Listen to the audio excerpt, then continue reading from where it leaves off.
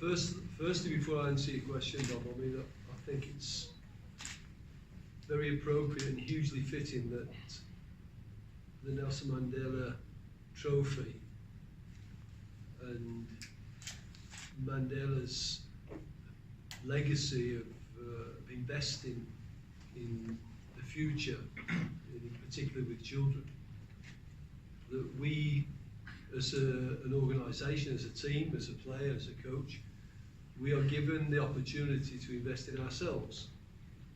And through having an opponent like Paraguay, or Argentina, or Brazil. And I think that's hugely fitting that we then take that and invest that international playing time into our younger players, especially players like Percy, who will represent South Africa for a long time and hopefully play major tournaments and will be better equipped to play in those tournaments because of this sort of experience. So I think it's hugely fitting that the Mandela Trophy is structured the way it is, and I thank you wholeheartedly on behalf of the players and myself. Thank you. We do have Nigeria first, the small matter of an AFCON qualifier. Everybody knows the list of injuries that we've had. Everybody knows what I said in the first press conference, that despite that, I want to speak about the players that we do have, because even though we respect Nigeria, we do not fear them. And I think we have still enough talent, enough desire, and if we can structure a game plan over the next 3 or 4 days, I think that by the time we run out at the FMB, I think we will be confident, but we will not be complacent, because Nigeria have just come from a World Cup, undefeated since we beat them last time, and they will certainly want to wreak their revenge.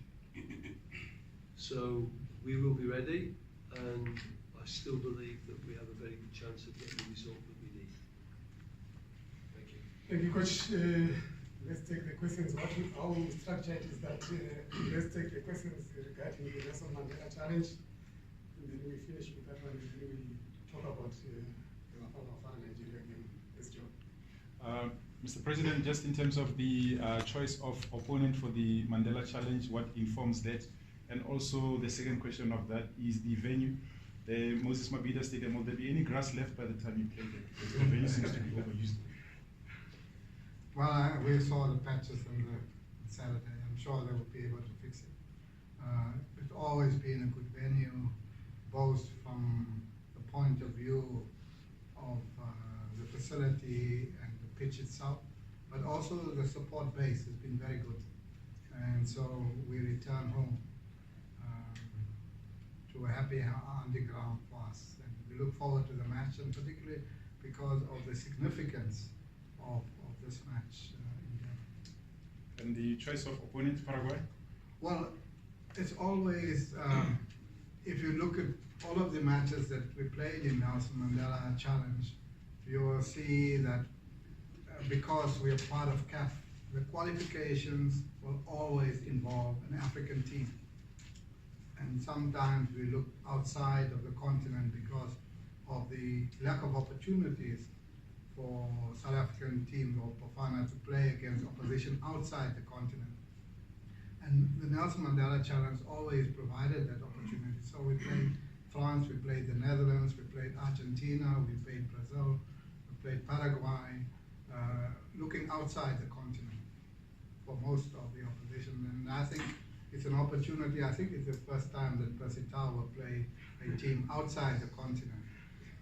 So it'll be a good experience for him to play against South American opposition. And we welcome that. And I'm sure that he'll tell us after the match what was the experience like.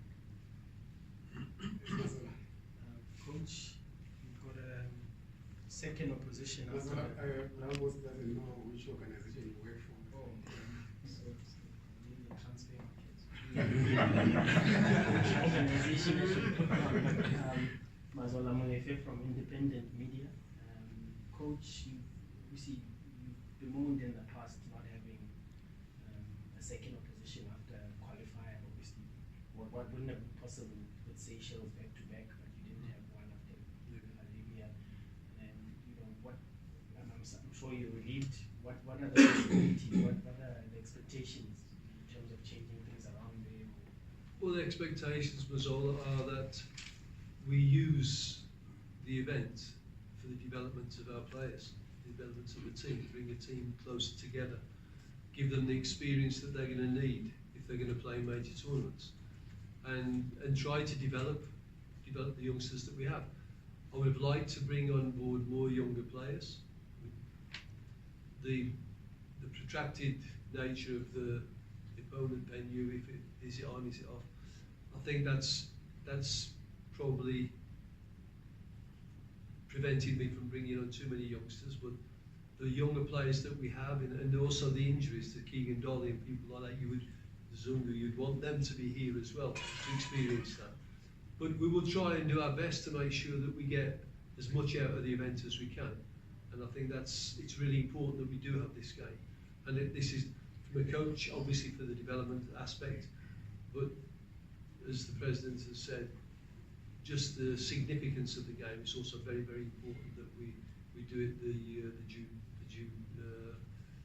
give it the status that it deserves. I'm Musibudi White at KFM. My question is for President, and I'm not sure whether the CEO or Dr. Mashishi will answer. You made mention of the first Nelson Mandela challenge in 1994, which we all remember with fond memories. Maybe you just want to take us back down memory lane, Mr. President, because Bafana Bafana have historically always played well in the Nelson Mandela challenge and always got results, and perhaps it has something to do with the occasion of 1994 and that very special inauguration day. And then, Dr. Mashishi, are we able to quantify over the years the funds that have been raised through the Nelson Mandela challenge that have gone into the Children's Hospital? And before I say that, let me just move everything over to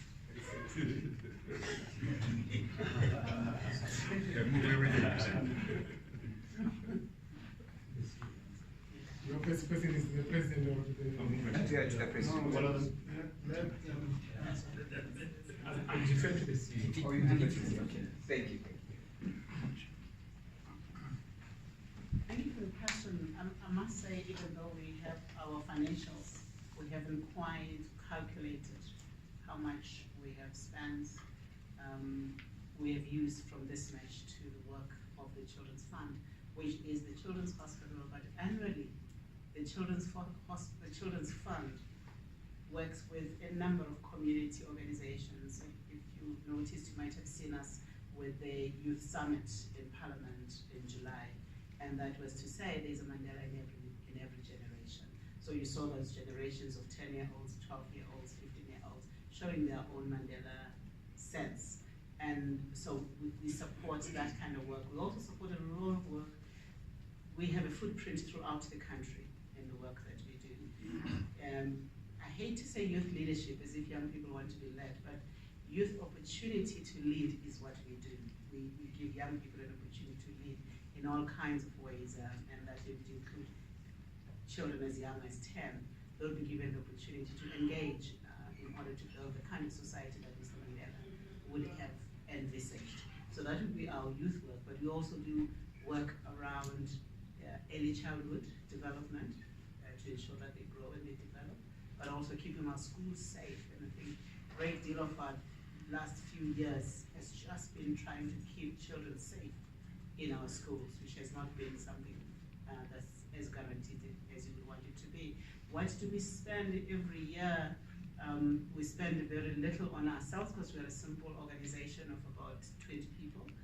We spend mostly on communities on the ground, and that would account for about 10 million rand in a year that goes out into community organizations, churches, youth organizations, and so on, that we all work together in order to create the Mandelas. The Mandelas are deliberate. They're not a miracle. They happen because the society is intentional about how it grows young people. And that's one of the intentions we have in growing young people and young talent, and giving them an opportunity not to be leaders tomorrow, but to lead right now. I know I answer a direct question, which I can because I just go back to my books. But we do have our annual report, which will give you our funding from inception, 1994, to where we are today. You see what the message of the president was to take us down the memory lane. Yeah.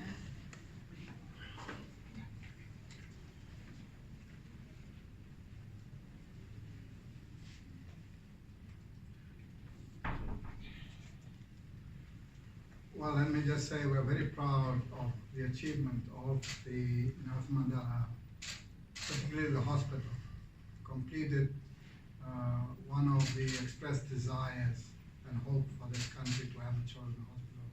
So we must congratulate them, the CEO and the board, for making that a reality today. Of course, our team, Bafana has always performed at their best in Nelson Mandela Challenge. And you remember that after the 1994 match against Zambia, then in 95 the rugby Springboks won the World Cup. And then in 96 we won the African Cup of Nations. And then there was this whole question of Madiba's magic. And suddenly the players believe that if Madiba is in that stadium, you're not going to lose. And we did the same when we lost the 2006, but in 2010 we wanted Madiba in Zurich because we thought that if Madiba is in Zurich, we're going to win the right to host the World Cup. And he came, and we won. So there was something there about Madiba's presence in the stadium. We played against France. France were the world champions, and Madiba was there. And we played 0-0 against Thierry Henry, Trezeguet, all of them. It was just Marcel Desailly. They were world champions, and we played a draw against them. So I think that we need Madiba's spirit for Nigeria on Saturday. But yeah, I think in sport, the wisest thing, and there's Neil Tovey sitting. They wanted Madiba to come to them always before the matches. And when Madiba comes and talks to them and is present in the stadium, we always had a positive result. And that shows in the opposition that we played and the results achieved in the Mandela Challenge. And the matches that we lost, it didn't count. The matches that he was there, we won or played a draw.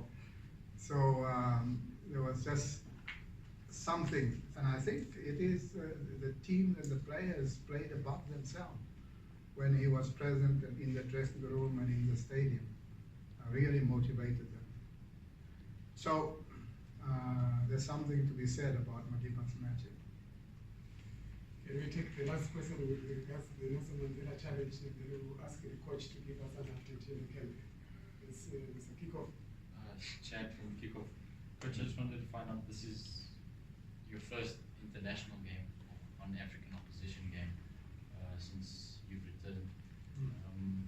How much does that change the complexion, if I may call it that, of this camp now, in preparing for an African powerhouse and then having to compare for a South American opposition on Tuesday?